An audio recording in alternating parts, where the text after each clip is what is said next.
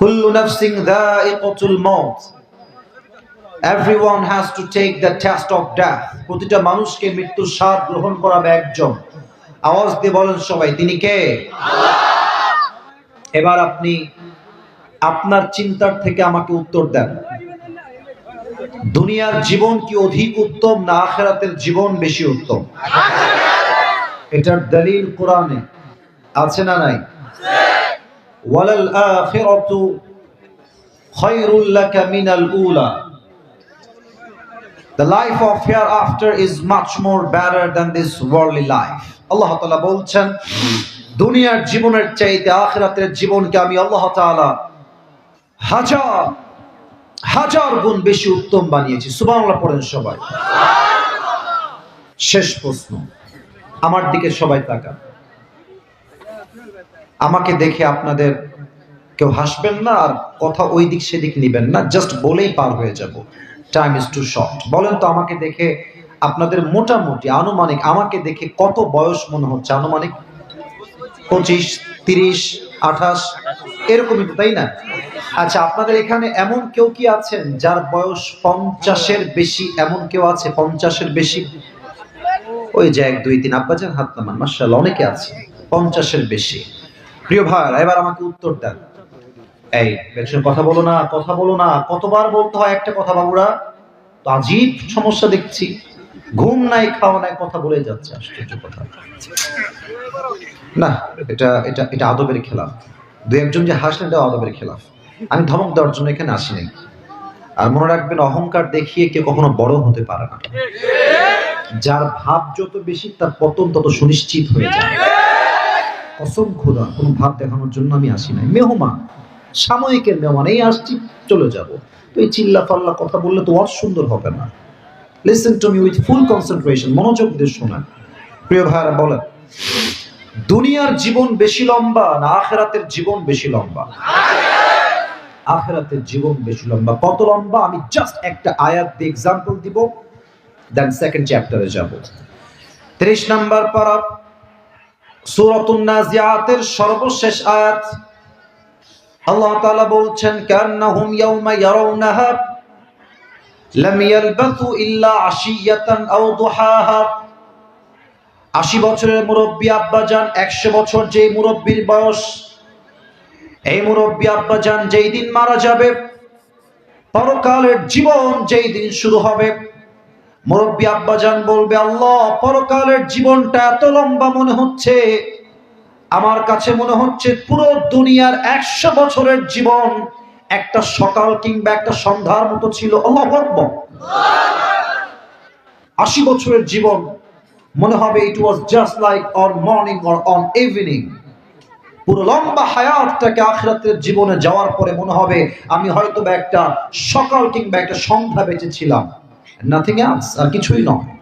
তাহলে বোঝা যায় দুনিয়ার জীবন বেশি লম্বা নয়, আখিরাতের জীবন অনেক কোটি গুণ বেশি লম্বা। এবার আমি সবাইকে একটা আবদার করতে চাই, আপনাদের সকলের চোখ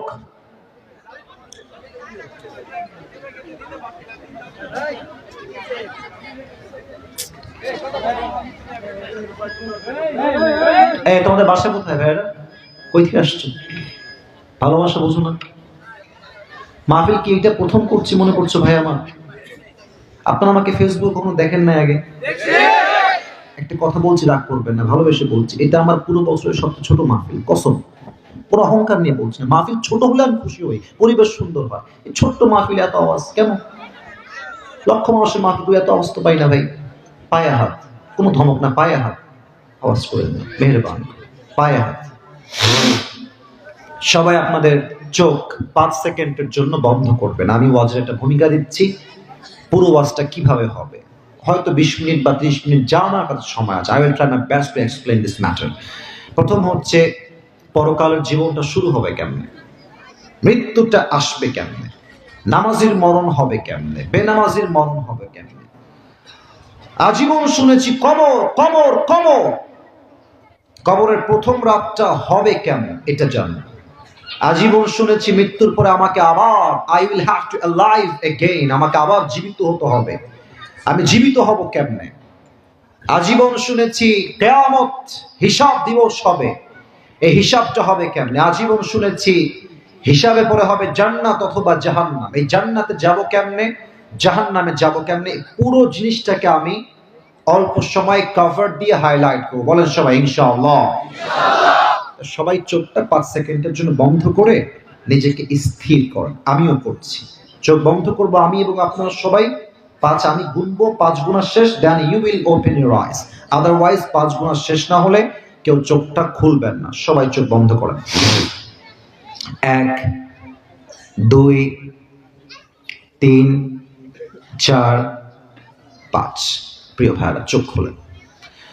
আমরা বসে আছি ময়মনসিংহের একটা গ্রামের ছোট্ট একটা মাঠে। মনে করেন যে কালকে সকালে আপনি যাবেন ময়মনসিংহের একদম মেইন শহরে। তো আমার হাত দেখেন, this is my right hand. এই কাঠটা দেখা যায়? এই কাঠ, যে কাঠে আমার হাত আছে, দেখা যায়? মনে করেন এটা হচ্ছে আপনার বাসার গলি, ছোট্ট রাস্তা। আর এই যে টেবিলটা দেখছেন, দিস ইজ দ্য টেবিল। এই টেবিলটা হচ্ছে বিশ্ব রোড। আপনারা বলেন তো, বিশ্ব রোডে যে বাসগুলো যায়, হানিফ, দিস ট্রাভেলস, ন্যাশনাল, গ্রামীণ, গ্রিন লাইন, হোয়াট এভার, যে বাসগুলো যায়, এগুলো স্লো যায় না অনেক জোরে যায়? হ্যাঁ, এই তো উত্তর। ভাই ভয় পাবেন না, আমি আপনাদের ভালোবাসার মানুষ। আসতে যায় না জোরে যায়? আর আমি মাফ চাচ্ছি ধমক দেওয়ার জন্য, আমি ধমক দেওয়ার জন্য আবারও মাফ চাচ্ছি। আর কোনো কথা বলবেন না। এটা আমার বাসার রাস্তা, এখানে আমার বাইক আছে অথবা সাইকেল আছে অথবা আমার সিএনজি আছে। এটা হচ্ছে বিশ্ব রোড। আমি বিশ্ব রোডে উঠে যাব বাম দিকে। Just try to feel this matter. একটু অনুভব করেন পরকালের জীবনটা ঠাস করে কেমন শুরু হয়ে যাবে। সাইকেল নিয়ে আসছেন, বিশ্ব রোডে গিয়ে বামে যাবেন। জাস্ট সাইকেলটা, বাইকটা, সিএনজিটা, অটোটা এক্স্যাক্টলি এভাবে আছে, এখনো ঘোরে নাই বাম দিকে। হঠাৎ করে ডান দিক থেকে বিশাল বড় একটা হানিফ বাস এসে আপনার গাড়িতে এক ধাক্কায় আপনি মানুষটা উড়ে গিয়ে 40 হাত দূরে পড়েছেন। আর এই যে কপালটা আছে, পিচ ঢালাও করা রাস্তা, ঠাস করে কপালটা লেগেছে। এক ধাক্কা কপাল যখন লেগেছে, পুরো কপাল আর মাথা ফেটে ফিলকি দিয়ে গল গল করে রক্ত বের হচ্ছে। আর ময়মনসিংহের সবাই দৌড় দিয়ে আসছে, বাঁচাও, বড় একটা দুর্ঘটনা ঘটে গিয়েছে, অ্যাম্বুলেন্স কল দাও। দ্রুত অ্যাম্বুলেন্স আসছে। আপনার নাক দিয়ে, ঠোঁট দিয়ে, এই পাশ দিয়ে রক্ত বের হয়েই যাচ্ছে। কোন মতে আপনাকে ধরে অ্যাম্বুলেন্সে দিয়ে দিয়েছে। আপনার দেহকে নিয়ে গিয়ে ময়মনসিংহের সদর হসপিটালে ভর্তি করে দেওয়া হয়েছে। আপনি অজ্ঞান হয়ে গেছেন। হঠাৎ 24 ঘন্টা পর আপনার চোখ খুলেছে, আপনি সেন্সে এসেছেন। তো চোখটা ছোট্ট করে খুলেছেন, দেখছেন ঝাপসা, কিছু দেখা যায় না। তো যতটুকু দেখা যায় আপনি দেখছেন উপরের ছাদ সাদা, দেওয়াল সাদা, বেড সাদা, চাদর সাদা, বিছানা বালিশের যে cover, it is also white colour, এটাও সাদা, সব সাদা। আমি কোথায় ছিলাম, কোথায় আসলাম, মাথায় কাজ করছে না। একটু পর চোখটা স্পষ্ট হয়ে গেছে, দেখতে পাচ্ছেন। দেখছেন পা সোজা, বিশাল বড় একটা গ্লাস ফিটিং করা দরজা, গেট, ওখানে লম্বা করে লেখা আছে এই রুমটার নাম হচ্ছে ICU। দেখেই মাথার টনক নড়ে গেছে। কোথায় ছিলাম, কোথায় আসলাম, কি হয়ে গেল এটা আমার সাথে? ওই দিন প্রত্যেকটা মুরব্বী ভাববে, ইস, আমি আর আজীবন সুদ খেলাম, আজীবন ঘুষ খেলাম। প্রত্যেকটা যুবক সেই দিন ভাববে যে আহা, সারাটা জীবন পর্নোগ্রাফি দেখে শেষ করে ফেললাম, আজীবন হারাম প্রেম করে শেষ করে ফেললাম, কি করলাম আমি আমার জীবনে, আফসোস করবে। হঠাৎ করে দেখবে তার রুমের উইন্ডো থেকে, জানালা দিয়ে একজন ফেরেশতা আকাশ থেকে নেমে আসছে। এবার বলেন তো এই ফেরেশতা নাম কি হবে? মালাকুল মউত, আজরাইল। তবে এখানে এসে দুইটা ভাগ হবে। Number 1, the death of people those who perform the salah, and number 2 is the death of people those who do not perform the salah. এক হচ্ছে নামাজি বান্দার মরণ, আর এক হচ্ছে বেনামাজি বান্দার মরণ। নামাজি বান্দার সামনে মালাকুল মউত আসবে, এসেই বলবে, ইয়া আইয়াতুহান নাফসুল মুতমাইন্না উখরুজি ইলা মাগফিরাতিল্লাহি ওয়া রিজওয়ানি, এই প্রশান্ত আত্মা আসো, উখরুজ, বের হও, ইলা মাগফিরাতিল্লাহি ওয়া রিজওয়ানি, আল্লাহর জান্নাত আর ক্ষমা তোমার অপেক্ষায় বসে আছে। সুবহানাল্লাহ। এটা আমার হাতে কি দেখা যায়? কথা আসতে বললে ময়মনসিংহের বদনাম হবে। এটার নাম কি? এটা কি গোল না চারকোনা? It is just looking like a rumal. আমরা রুমাল রাখি না পকেটে মাঝে মাঝে, চারকোনা রুমাল, রুমালের মতো এইটা। হাদিসটা আগে বলে নেই, তারপর ট্রান্সলেট করছি। কাফাম মিন নাকফানিল জান্নাহ ওয়া হানুত মিন হানুতিল জান্নাহ। জান্নাতি বান্দার রূহকে কবজ করবার জন্য, নামাজি বান্দার রূহকে কবজ করবার জন্য আল্লাহ তাআলা জান্নাত থেকে ফেরেশতার মাধ্যমে একটা লাল রেশমি রুমাল জান্নাত থেকে নামাজি বান্দার রূহের কাছে পৌঁছায় দিবে। আমার হাত দেখেন, তারপরে বাম হাতের দিকে তাকাবেন। রূহটা ডান হাত দিয়ে কবজ করা হবে, পবিত্রতার সাথে কবজ করা হবে, প্যাকেটে রাখা হবে, সুন্দর করে প্যাকেট করা হবে, ভাঁজ করা হবে, ইল্লিয়িন তথা জান্নাতের ঠিকানায় আপনার রূহটাকে নিয়ে পৌঁছে দেওয়া হবে। নামাজি বান্দার মরণ এটা। কিন্তু এখানে অনেক বেনামাজি আছে, অনেক আছে। এদেরকে আপনি জুমার দিন ছাড়া হারিকেন দিয়ে খুঁজে পাবেন না। আপনারা না হাসবেন না, আপনারা সবাই মিজানুর রহমান আজহারী হুজুরের নাম শুনেছেন না? কোন দল নয়, মত নয়, আমরা তাকে আল্লাহর জন্য ভালোবাসি। ঠিক আছে? বলতে পারে আপনি কয় মাদ্রাসার ছাত্র। আমি নিজেও কয় মাদ্রাসায় পড়াশোনা করেছি লম্বা সময়। আমার আব্বাও কওমি আলেম। Doesn't matter where you from, কোনো ব্যাপার না। আপনি কওমিও হতে পারেন, আলিয়াও হতে পারেন, বাট আমার ভালোবাসা কওমি আলিয়া দেখে নয়, আমার ভালোবাসা আল্লাহ তাআলার জন্য। ঠিক কি না বলেন? আপনারা হয়তো বা চিনবেন, আমি আজহারীর নাম এগুলোর জন্য বলি নাই। আজহারী সাহেবের নানা ছিলেন একজন, নানা শ্বশুর, নাম হচ্ছে গোলাম সারওয়ার সাইদি হুজুর। জি, খুব ভালো মানুষ ছিলেন, খুব ভালো মানুষ ছিলেন। একটা কথা তিনি প্রায় বলতেন ওয়াজে, এটা আমার কলিজায় লাগে। উনি বলতেন যে নামাজ নাই যার, ঈমান নাই তার। নামাজ নাই যার, মুসলমান হিসেবে পরিচয় দেওয়ার অধিকার তার নাই। ময়মনসিংহের ভাইরা আমার, বেনামাজের সামনে মালাকুল মউত আসবে। একদম শর্টকাটে বলছি, গায়ের রং হবে নীল, চোখ হবে লাল, পোশাক হবে কালো, পা থাকবে জমিনে, হেড তথা মাথা থাকবে আকাশ, বিশাল লম্বা দেহ হবে। বেনামাজি মালাকুল মউতের ভয়ঙ্কর চেহারা দেখে তার পুরো দেহে একটা থরথর করে কম্পন তৈরি হয়ে যাবে। বেনামাজি বান্দার দিকে মালাকুল মউত চোখ তুলে এমনি তাকাবে আর ধমক দিয়ে বলবে, ইয়া আইয়াতুহান নাফসুল খাবিসা উখরুজি ইলা গাযাবিল্লাহ। হে বেনামাজি বান্দা, বের হয়ে আয়, আল্লাহর জাহান্নামের দিকে, গজবের দিকে বের হয়ে আয়। বেনামাজি যুবক যখন মালাকুল মউতের ভয়ঙ্কর চেহারা দেখবে, ধমক দিবে, তার রূহটা বের হবে, একদম ছিঁড়ে বের হবে। কিন্তু রূহটা মালাকুল মউতের হাতে ধরা দিবে না।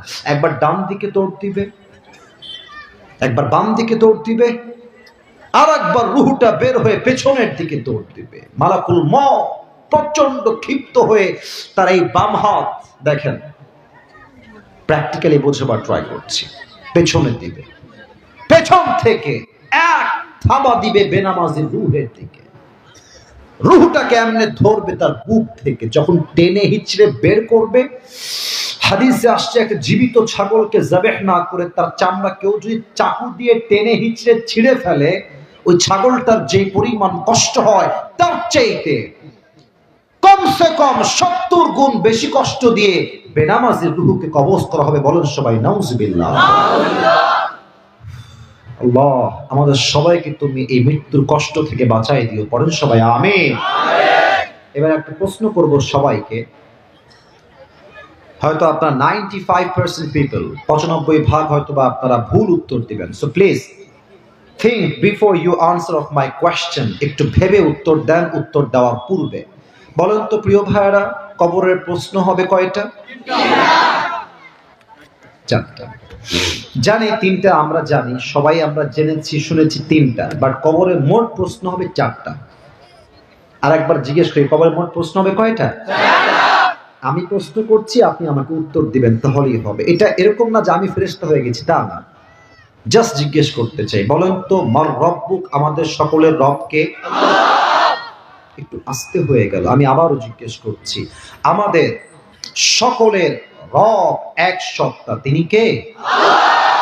আল্লাহ আমার রব। বলেন না, আল্লাহ আমার রব। দমে দমে তনু মনে তারি অনুভব।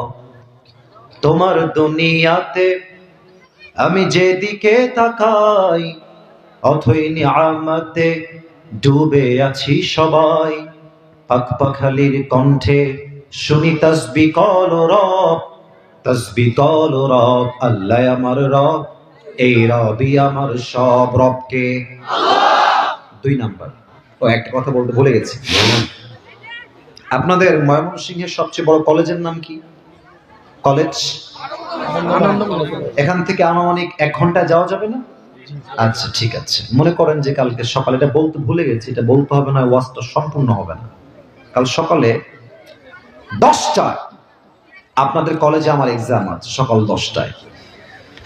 তো সারা বছর পড়াশোনা করি নাই, পরীক্ষার আগের দিন বই খুলেছি, পড়তে হবে রে, কালকে পরীক্ষা আছে। বইটা বের করলাম, প্রশ্ন আসছে, জাস্ট এক্সাম্পল, উদাহরণ দিচ্ছি। বাংলাদেশের রাজধানীর নাম কি? উত্তর আছে ঢাকা। বাংলাদেশের সবচেয়ে বড় সমুদ্র সৈকত কোথায়? উত্তর আছে কক্সবাজার। আমি একটা কথা এবার 3 বার বলবো। আমি ব্রেন দিয়ে পড়লাম, ব্রেন দিয়ে পড়লাম, ব্রেন দিয়ে পড়লাম। আগামীকাল সকালবেলা গেলাম পরীক্ষা দেওয়ার জন্য আপনাদের সেই কলেজে।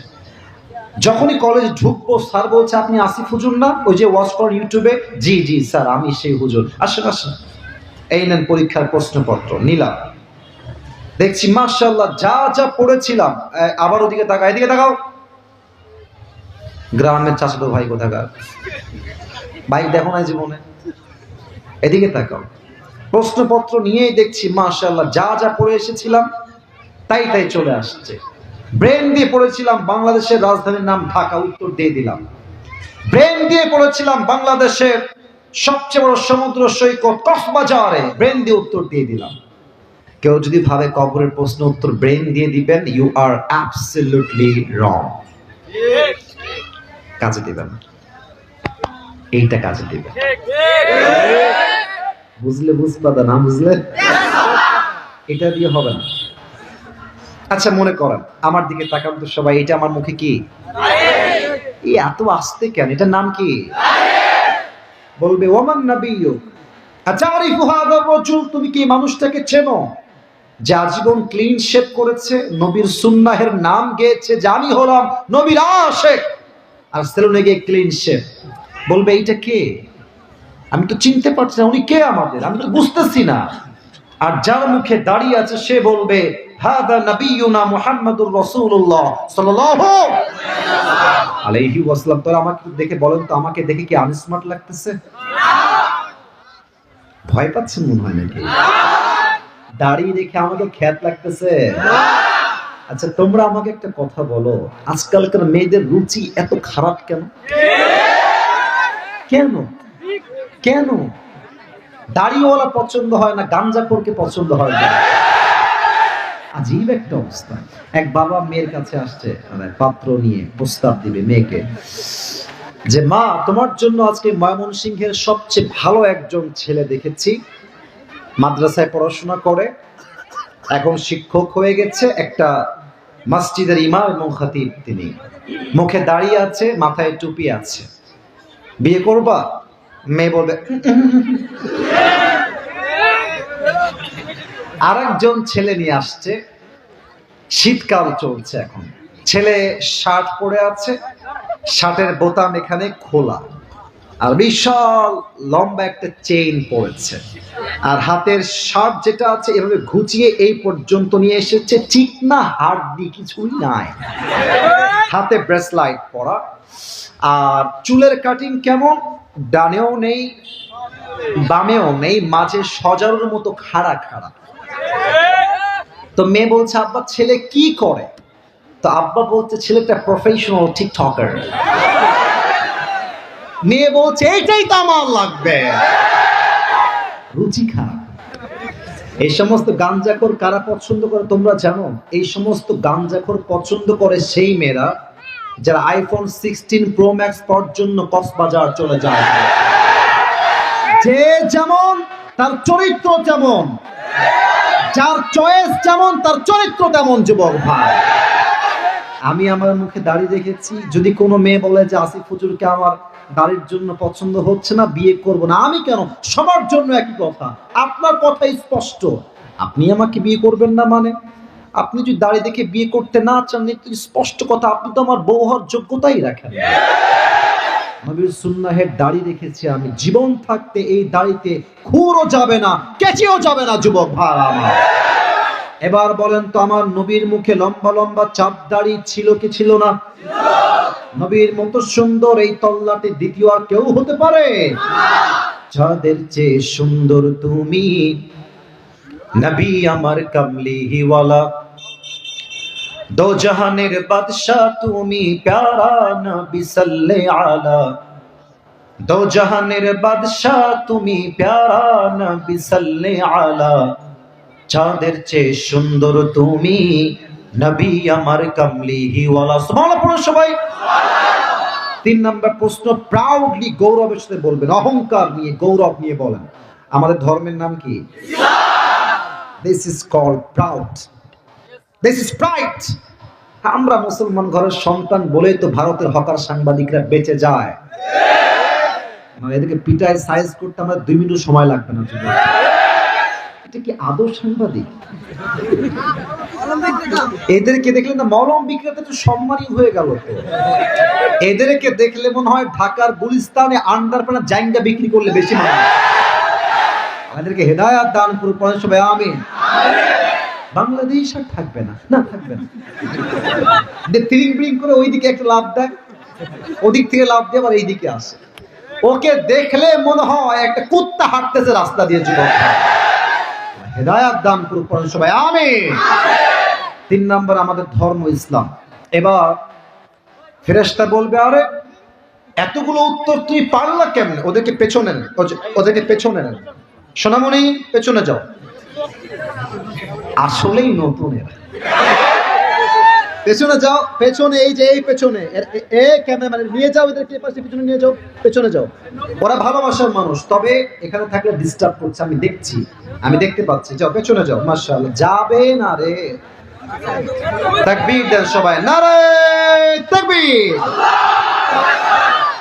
এবার আসুন শেষ কথা বলে শেষ করে দেই। পরকালের জীবনটাকে আল্লাহ তাআলা, আচ্ছা সবাই একটু 2 হাত তুলুন, সবাই বলেন, সবাই হুজুর, और भी जोर से बोलो হুজুর।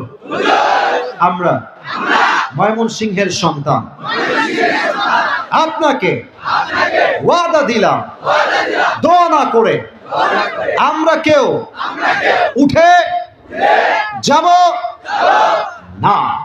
বলেন সবাই ইনশাআল্লাহ। এবার আমার হাত দেখেন, পরকালের জীবন 1 2 3 কয়টা ভাগে বিভক্ত? হাত নামান সবাই, হাত নামান। 3টা। 1, if you believe in life of hereafter, then you must have to believe in on the day of resurrection. যে পরকালে বিশ্বাস রাখে সেইটা বিশ্বাস করবে যে আমাকে মৃত্যুর পরে আবার পুনরায় জীবন দিয়ে জীবিত করবে একজন, তিনি কে? আল্লাহ। 2 number, if you believe in life of hereafter, then you must have to believe in on the day of accountability. আমরা এটা বিশ্বাস করি, আমার আমল চাই ছোট হোক কিংবা বড় হোক, প্রত্যেকটা আমলের যাররা যাররা হিসাব নিবে একজন, তিনি কে? আল্লাহ। আমার তো মনে হচ্ছে ওখান থেকে শুরু করে নিয়ে এই পুরো ফিল্ডের যারা আমরা সবাই আছি, যদি আমার ভুল না হয়, আমার মন বলছে আমরা সবাই হলাম মধ্যবিত্ত পরিবারের সন্তান। তোমরা যারা আমাকে চেনো একটু হলো, তোমরা আমার ওয়াজ হয়তো কখনো শুনেছো। আমি একবার বলেছিলাম যে মধ্যবিত্ত পরিবারের সন্তান মানেই একটা ব্র্যান্ড। যুবক, সাইকেল দিবেন চলবে, বাইক দিবেন চলবে, কার দিবেন চলবে, কিছুই দিবেন না বলবেন হেঁটে হেঁটে আসো, তাও চলবে। ভাত দিবেন, ডাউল দিবেন চলবে, ভাত দিবেন, ভর্তা দিবেন চলবে, ভাত দিবেন, সবজি দিবেন চলবে, ভাত দিবেন আর কিছুই দিবেন না, 1 গ্লাস পানি দিবেন, একটা মরিচ দিবেন, তাও চলবে। কারণ কি? আমি ব্রয়লার মুরগি নই, আমি মধ্যবিত্ত পরিবারের সন্তান। আপনাদের টিনের বাসা আছে না? আমার বাসা টিনের, আমার হাত দেখেন, এটা হচ্ছে টিন, জানি টিন না, এটা কি?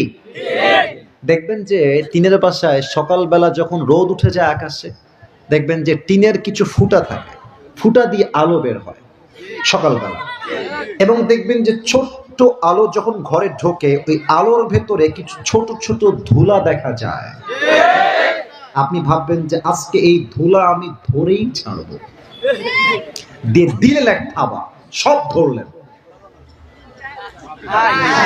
আছে নাকি নাই? কারণ এত ছোট যে ধরা যায়, ছোঁয়া যায় না। এমনি ধরবেন মনে হবে ধরে ফেললাম, দেখবেন যে নাই। এটাকে বলা হয় যাররা। যাররা, শস্যের দানা পরিমাণ ভালো আমল, এটাও হিসাব হবে। শস্যের দানা পরিমাণ খারাপ আমল, এটাও হিসাব করবে একজন। তিনি কে? আমার দুই হাত দেখেন। আমি হাদিসটা প্র্যাকটিক্যালি বলছি। আল্লাহ বলবে, আসিফ হুজুর আমল নামা ওজন দাও, ওজন দেওয়া হবে মিজান। দুই হাত দেখা যায়? কথা না বললে ওয়াজ করি কেমনে, দেখা যায়? দুইটা কিন্তু সমান সমান। আল্লাহ দেখবে যে ডান আমলটা জাস্ট একটু উঁচু হয়ে গেছে। ফাম্মা মান তাকুলাত মাওয়াজিনুহু ফাহুয়া ফি আইশাতির রাদিয়া। আল্লাহ বলবে যেহেতু একটু ভারী হয়ে গেছে, আমার বান্দাকে তোমরা জান্নাত দিয়ে দাও। সুবহানাল্লাহ পড়বেন না আপনারা সবাই? সুবহানাল্লাহ। তবে একটা ছোট্ট ঘটনা মনে পড়ে গেল, যেটা আমি শুনেছিলাম পাকিস্তানের একজন টপ ফেমাস স্কলার, তার নাম হচ্ছে মাওলানা তারিক জামিল। নাম শুনেছেন? আমাদের তো ভাবের শেষ নাই, এক টুপি, জুব্বা আর এক রকম, কোটি আর এক রকম। না, উনি এরকম নন। ওনার পায়জামাও সাদা, পাঞ্জাবিও সাদা, অলওয়েজ সাদা পাগড়ি তিনি পরেন। তো তিনি সেদিন এক অবাক করা হাদিস বললেন। আমি বসে বসে অনেক লম্বা সময় ওয়াজটা শুনছিলাম। উনি বললেন, ওনার ভাষা যেহেতু উর্দু, উনি উর্দু ভাষায় ওয়াজ করছিলেন। উনি বললেন যে কিয়ামতের দিবসে একজন আমল নামা ওজন দেওয়া হবে একজনের। তো আমল নামা যখন ওজন হবে, এটাও 50, এটাও 50, দুইটা 50-50। বলেন তো ময়মনসিংহের ভাইরা জান্নাতে যাওয়ার জন্য তার আমল লাগে আর মাত্র কয়টা? Right answer. বলেন সবাই, কয়টা? সে বলবে, अरे कोई टेंशन की बात नहीं है, यहाँ पे मेरी माँ भी है, मेरी बाप भी है, मेरी भाई भी है, मेरी बीवी भी है, कोई बात नहीं, कोई ना कोई मुझे एक अमल जरूर देगा। কোনো টেনশন নাই, বাপ তো এখানেই আছে। দৌড় দিয়ে আব্বার কাছে যাবে, আব্বা मुझे बस एक अमल की जरूरत है, मुझे बस एक अमल दे दो तो तुम्हारा बेटा आज जन्नती हो जाएगा। अब्बा একটা আমল পেলেই তোমার ছেলে জান্নাতি, একটা আমল দাও তোমার ছেলেকে। মুখে যেন কারো হাসি না দেখি। আব্বা বলবে যে কে তুমি? কে? কে আব্বা? कौन है तुम्हारी बाप? मैं तुम्हारी बाप नहीं हूं, निकल जाओ यहां से, गेट आउट, বের হও। আব্বা আমি তোমার ছেলে, যাকে তুমি অনেক ভালোবাসতা, যা চাইতাম তাই দিতা, আমি তোমার সেই কলিজার টুকরা ছেলে। আব্বা বলবে কিসের ছেলে? मेरी तो शादी नहीं हुई थी, लड़का कहां से आएगा, বের হয়ে যাও, বের হও। যুবকটা হতাশ হয়ে যাবে, মায়ের কাছে আসবে, মা तुम्हारी बेटे को सिर्फ एक अमल की जरूरत है, একটা আমল দাও, একটা আমল দিলেই তোমার ছেলে আর জান্নাতি হয়ে যাবে। মা বলবে कौन है मेरा बेटा? दुनिया में मेरा कोई शौहर नहीं था, बेटा कहां से आएगा? আমার তো স্বামীই ছিল না, সন্তান আসবে কই থেকে, বের হও। বাবা, মা, ভাই, বোন কেউ চিনবে না। ইয়াউমা ইয়াফিরুল মারউ মিন আখি ওয়া উম্মিহি ওয়া আবিহি, কেউ চিনবে না। তারিক জামিল বললেন হাদিসটা বোঝাবার জন্য প্র্যাকটিক্যালি উনি দেখেন, আমি প্র্যাকটিক্যালি দেখাইতে পারবো না, জাস্ট এক্সাম্পল দিচ্ছি। এই ডান হাঁটু আর বাম হাঁটু যুবকটা উঠাবে এই পর্যন্ত, বুক বরাবর, আর এই দুইটা হাত এমনে মুখে দিবে, ফুপিয়ে ফুপিয়ে কান্না করবে কিয়ামতের দিবসে।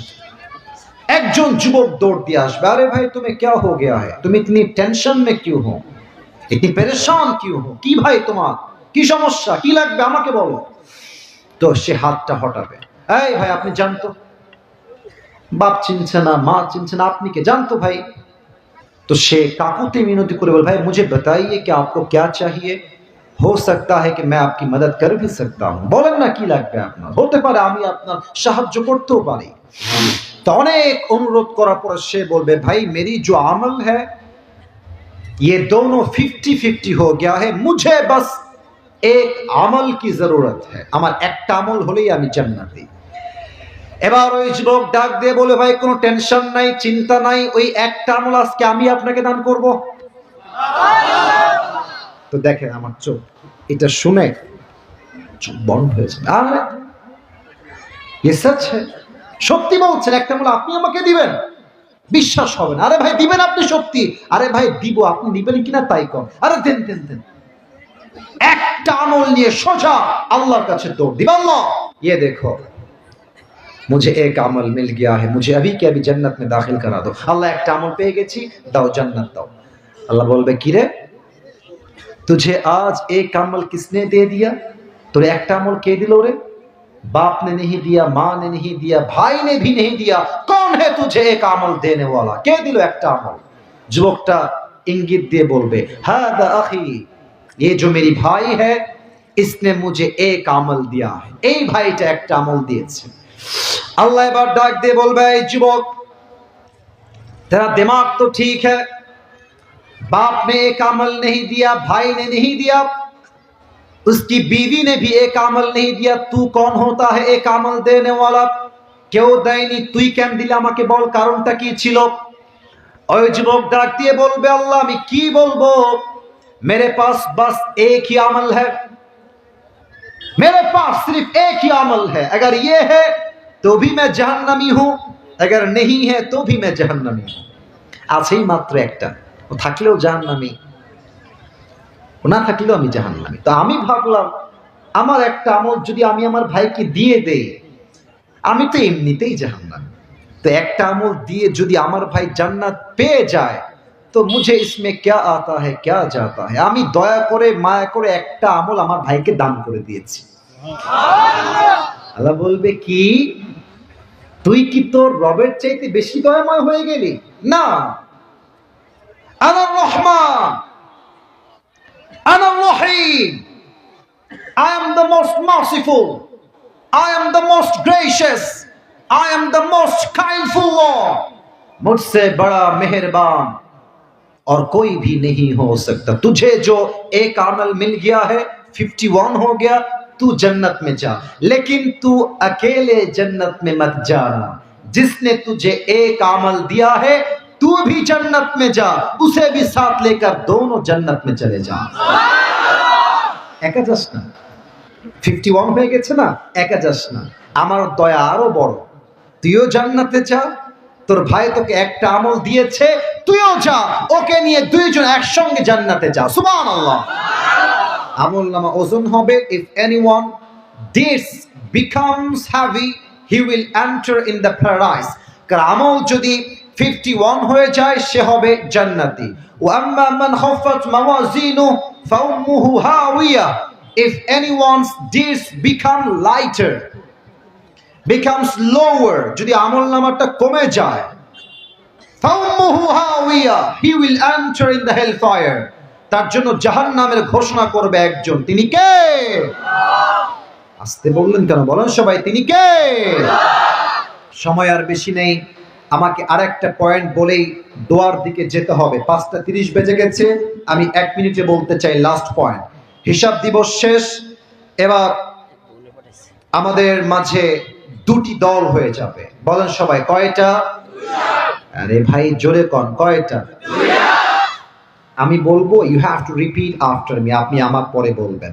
এক হচ্ছে ডানপন্থী, এক হচ্ছে আর এক হচ্ছে বামপন্থী। আর এক কারা? বামপন্থী হচ্ছে the people of hell fire, তারা হচ্ছে জাহান্নামী। আর ডানপন্থী কারা? দ্য পিপল অফ প্যারাডাইস, তারা হচ্ছে জান্নাতি। ফারিকুম ফিল জান্নাহ ওয়া ফারিকুম ফিস সাঈদ। আল্লাহ তাআলা বলছেন on the day of judgment one group will enter in the hellfire and another group will enter in the paradise, এক দল যাবে জান্নাতে আর এক দল যাবে জাহান্নামে। এবার বলেন সবাই জান্নাতের স্ট্যাটাস আর জাহান্নামের স্ট্যাটাস, জান্নাতের মর্যাদা আর জাহান্নামের মর্যাদা কখনো কি সমান হতে পারে? লা ইয়াস্তাওয়ি আসহাবুন নারি ওয়া আসহাবুল জান্নাহ, আসহাবুল জান্নাতি হুমুল Faizun. The people of paradise and the people of hellfire, they are not equal ever. The people of paradise, they are gain the ultimate success in their own lives. Allah Ta'ala বলছেন, যারা জান্নাতি আর যারা জাহান্নামী তারা কখনো সমান হতে পারে না। যারাই জান্নাতি তারাই আল্লাহর চোখে সবচাইতে বেশি সফল বান্দা। সুবহানাল্লাহ। সর্বশেষ একটা আয়াত বলে দোয়ার দিকে যাব। একটা কথা আমরা মাঝে মাঝে বলি না যে শেষ ভালো যা,